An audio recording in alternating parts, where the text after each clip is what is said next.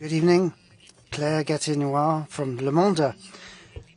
Good evening, presidents, prime ministers, heads of state and government and special envoys. President Macron, this is the 15th time, as you said, that the coalition of the willing has come together to produce security guarantees for Ukraine, hoping for the support of the United States. And now Trump has not firmly committed to American support. After what happened in Venezuela and the threats to Greenland sovereignty, can Europeans still trust our American ally? Don't you think we should think of security guarantees without the United States? And regarding Greenland, in the light of what was said this morning, should we consider deploying European troops to protect that territory and to protect this? Is it because you want to protect links with the United States you haven't condemned the intervention in Venezuela? Thank you. That's a multiple question, and I wish you a Happy New Year. On the question of Venezuela, which I think is not really connected with today's matters, diplomacy has its own roots and ways. French diplomacy has already expressed itself. We have to see that as a coherent message. I think I've been very clear about that. Regarding today's matters, the presence of President Trump's special envoys today and the commitments by President Trump himself, in particular what he said at the meeting in Mar-a-Lago at the end of last year with President Zelensky, that was about an American commitment to take responsibility.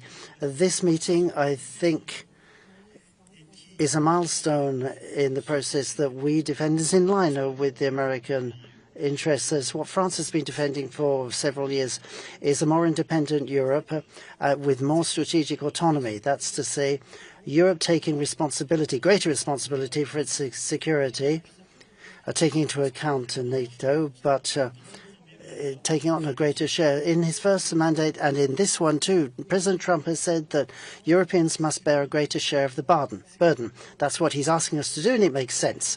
So all the work of these recent months through the coalition of the willing is to get the Europeans together. But there's also Canada, New Zealand, Japan, the United States, and the Canadian Prime Minister in particular was with us today, which is a very strong signal, and is fully committed to these security guarantees. So the coalition of the willing is the beating heart of this support to Ukraine, offering security guarantees.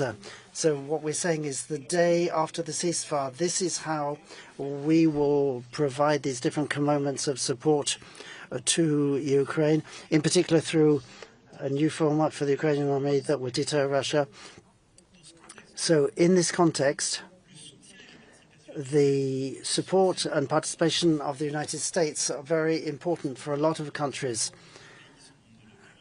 many NATO member countries, because American capabilities, sometimes they are the only ones who have the ability to provide certain guarantees. All that is of key importance. Recent weeks have illustrated a change. As Chancellor Merz said in our meeting in Berlin, that was already a milestone with a new step forward in SACEUR. That's to say, the American authorities in charge of military matters in Europe, they were all involved. So there are these different levels of security guarantees where the United States of America have clarified their participation, in particular with respect to monitoring. That's to say, surveillance of the front line, and the American observation capabilities are absolutely vital, and that's been confirmed. So my point is that in recent months we have put together a coherent and meaningful construct. The Americans want us to do more, and we can. We now have a coalition of the willing providing guarantees. We also have American participation through its resources, let's say the backstop. And in that context, The statements by President Emmanuel Macron, along with President Zelenskiy at the end of last year, and confirmed by the relevant generals in the chain of command, and as confirmed by Mrs. Kushner and Witkoff, that confirms a guarantee on the part of the Americans.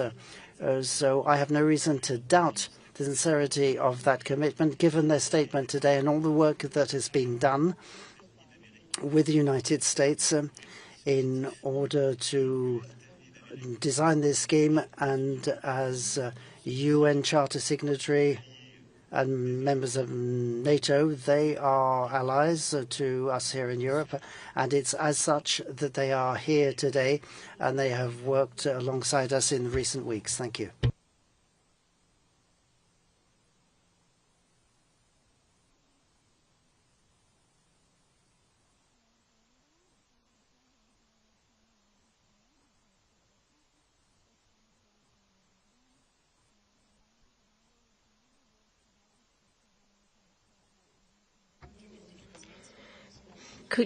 Could you say that the security guarantees are ready to be put in place? And what about the legal framework? What would be the institutional basis? Would that be an invitation for a multinational force?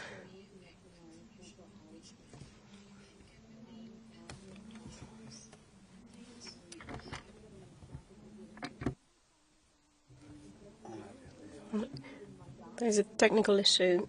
The interpreters can't hear.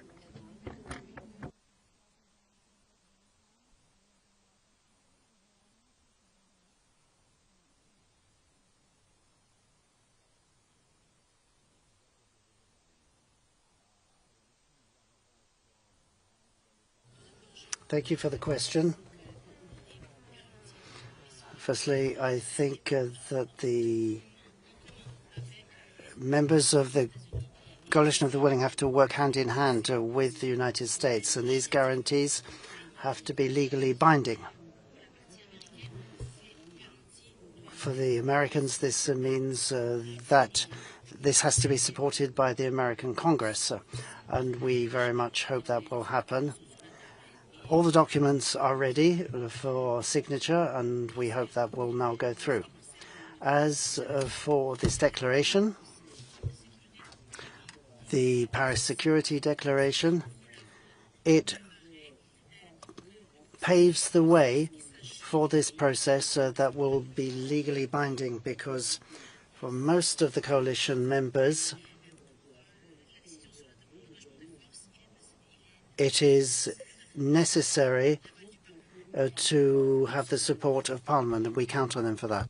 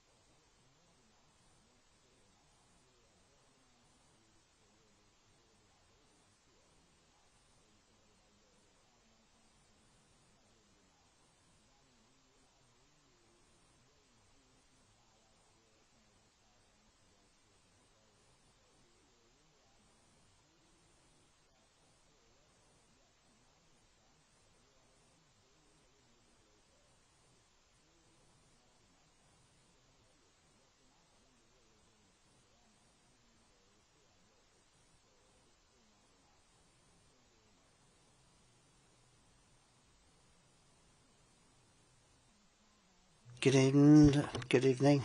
Bundeskanzler, Mr. Merz, I'm from the Allgemeine Zeitung.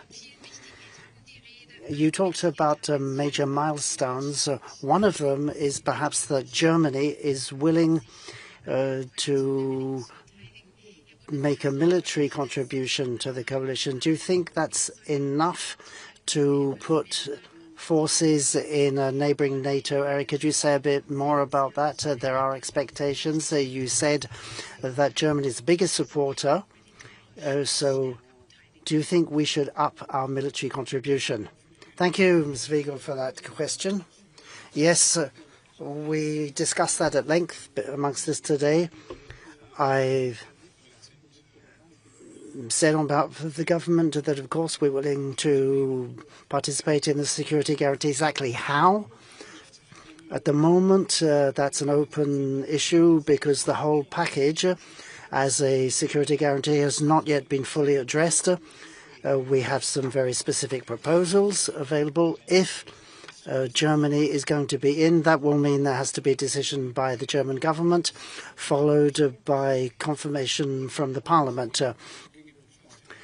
So I will make proposals to the government and the parliament, perhaps once we have a ceasefire, and when in the coalition of the willing we have a consensus view on how we should proceed. We're moving in that direction, but I said in discussions today that it can be the right thing to do both things. That's to say, to place troops in Ukraine, but that means strengthening Ukrainian troops, first and foremost, but also in a neighboring state, perhaps place further troops that would be available for intervention should there be a fresh Russian aggression. I'm saying if, this is all on the conditional, because the total package has not been negotiated, but the basic premise for all this is a ceasefire agreement with Russia, and that then has to be secured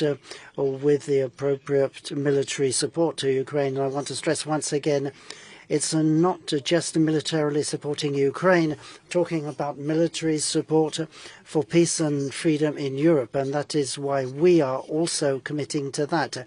It's not just about the territorial integrity of Ukraine. It's about the lasting maintenance of the political freedom and peace that we have in Europe. We've always protected that, and deterrence has been the case of the last 70 years, and I imagine that will be the case of decades going forward as well. Thank you. That's the end of the press conference. Thank you all very much, and good night. And Happy New Year once again to you all.